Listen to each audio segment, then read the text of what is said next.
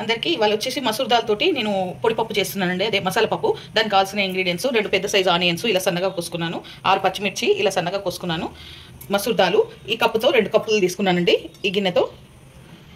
ఓకేనండి. ఇప్పుడు తయారు చేసే విధానము: కడాయి పెట్టుకొని ఒక 2 పావుల నూనె పోసుకోవాలి.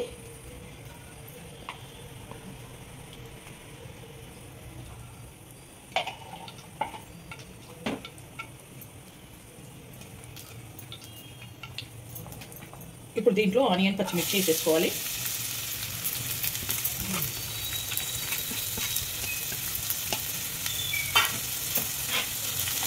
కలుపుకోవాలి. ఇది కొంచెం బ్రౌన్ కావాలి ఆనియన్స్.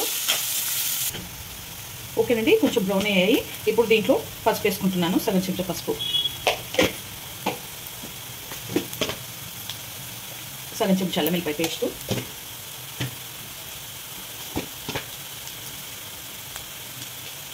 స్పూన్నర సాల్ట్ వేసుకుంటున్నాను, ఎందుకంటే కొంచెం తక్కువనే సాల్ట్ తింటాము, సో అందుకనే వేసి బాగా కలుపుకోవాలి. దీంట్లోనే ఇప్పుడు కరివేపాకు వేసేసుకుంటాను, ఒక 4 రెమ్మల కరివేపాకు కడిగి పెట్టుకున్నాను, 4 రెమ్మల కరివేపాకు వేసేసుకున్నాను.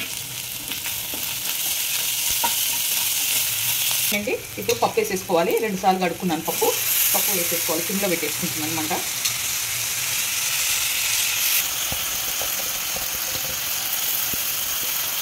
ఇది పప్పు కలుపుకోవాలి.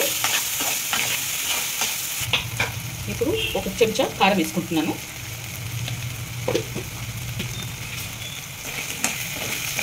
గ్లాసున్నర వాటర్ పోసుకోవాలి. పోసుకొని కలుపుకొని మూత పెట్టేసుకోవాలి.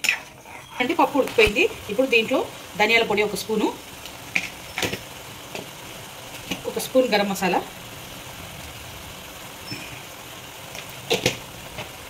కొత్తిమీర, సగం కట్ట కొత్తిమీర వేసుకోవాలి.